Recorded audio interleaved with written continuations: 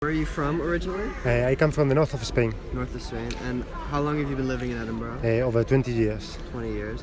And is this, what do you do for a living? If you just Yeah. tell this, you Yeah, it's, well, I'm a craftsman and I work with leather. work with other. And what was your initial reaction to Brexit? Well, I didn't believe it. Actually, I still don't think it will happen. And has it changed your view of the UK since Brexit? Or No, I still see the... Actually, Scotland voted to remain. So, okay, yeah, fair enough. And has Brexit affected you at all? Like your ease of travel, or just? well, so far, no, because it... Well, a little bit there, because I could see some increase in prices. Okay. From when they declared the Brexit at the beginning, I could see some... In fruits and vegetables, I could see the prices go up. And now I have a baby as well. My baby has been born in here, and I don't know if it's got anything to do with the Brexit, but we're finding lots of trouble to make the passport for him. oh, really? Okay. Oh, and so post-Brexit, have you felt any immigrant sentiments at all towards you, or? No, Edinburgh is a very mild very city in that sense, cosmopolitan, and And England would be different for sure. yeah. And are you eligible for settled status? Eh? Are you eligible for settled status? Actually, I'm not 100% sure, because they are asking for the last 5 years taxed in a row.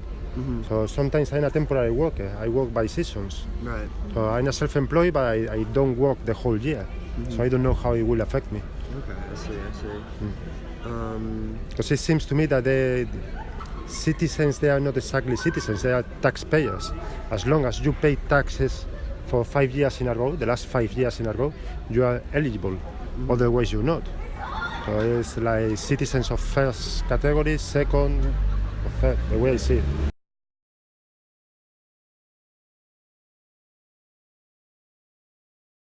It's very nice. And so, what were your initial reactions to Brexit? I was completely against it, and I was kind of shocked that that decision was made. And I also felt like really worried because I didn't know like what my situation would be like. Because although I have like an Irish passport, but again I didn't know what would happen about that. And also being Sudanese, I was worried about like the tension that might happen between like British people and like non-British people. So it was just uncertainty, really. And have you experienced any sort of like anti-immigrant sentiments post-Brexit, or? Not really, not personally. It's like I have friends that definitely have been affected by that.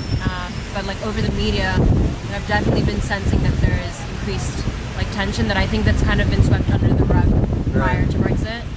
So it's definitely made things more like apparent. And your reaction, Brexit's very similar. I remember the day. So I used to work at a think tank, and the first response was complete shock, naturally. I think the most important thing ideologically is that it sort of questions the whole notion of an integrated EU, and the fact that so much nationalist sentiment can be generated under the umbrella of this ideology is quite worrying, especially with the recent developments. Fortunately, in France, the opposite happened, especially with Marine Le Pen and Macron. But it's kind of setting a precedent for nationalist movements around Europe. So Yeah, it's a bit worrying in that respect. And based on the results, have your view of the UK changed at all? Like, or like how you feel? What are your sentiments towards the UK, especially someone? Well, you're Irish, but like you're I mean, I would define myself as being Sudanese. So yeah. So you identify as Sudanese. So I think definitely it highlights, especially because you're hearing all these things about, oh yeah, we're going back to what it truly means to be British. Yeah. And I think we need to highlight that. What does that mean?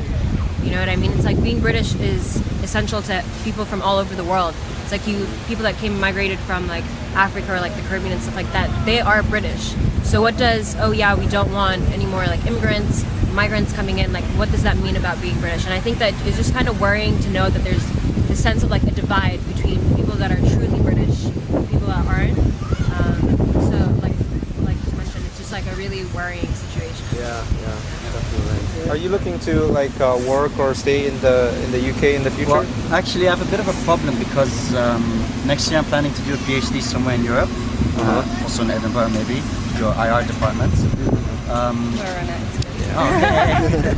And I'm a bit worried about what my rights here will be as a student, also as a prospective PhD student. If I get the same funding from the ESRC or one of these acronyms that you never remember. So yeah, it's a bit worrying, and I don't want to be part of the first 2 years in terms of PhD student year, because I don't want to be one of the guinea pigs, essentially, and be tested on and feel the full brunt of the failures of Brexit. You'll pay the price. Yeah, Definitely. And have you been affected by Brexit at all, or? So I graduate end of this year, but essentially they've decided that Ireland will remain like having the same rights that they do now. So in terms of like staying here and stuff like that, it should be fine. But I think that it does create more pressure in regards to people like entering like the workforce. So I guess we'll just have to see.